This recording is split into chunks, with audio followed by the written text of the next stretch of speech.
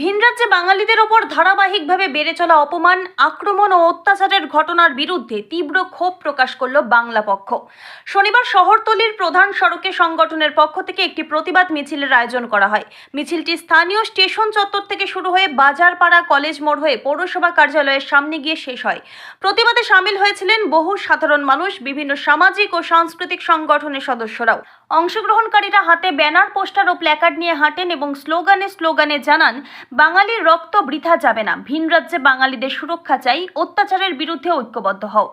বাংলা পক্ষের নেতৃত্বের অভিযোগ, অন্য রাজ্যে কাজ, ব্যবসা বা পড়াশোনার জন্য থাকা বাঙালিদের বারবার হেনস্থা, মারধর, এমনকি প্রাণনাশের হুমকির মুখে পড়তে হচ্ছে। এই পরিস্থিতি আর সহ্য করা হবে না বলে সাফ জানিয়ে দেন সংগঠনের নেতারা। তাদের দাবি, রাজ্য ও কেন্দ্র দুই সরকারকে অবিলম্বে কার্যকর ব্যবস্থা নিতে হবে, যাতে ভিন রাজ্যে বাঙালিরা নিরাপদে থাকতে পারেন। মিছিলে বক্তারা আরও বলেন, এটা কেবল আঞ্চলিক ইস্যু নয়, মানবাধিকারের প্রশ্নও বটে। বাঙালিদের ওপর যে কোনো ধরনের বৈষম্য, হিংসা বা অপমানকে প্রতিহত করতে রাজ্য জুড়ে আন্দোলন জোরদার হবে বলে হুঁশিয়ারি দেন তারা। মিছিল ঘিরে এলাকায় তীব্র উদ্দীপনা ও রাজনৈতিক আলোচনা শুরু হয়েছে।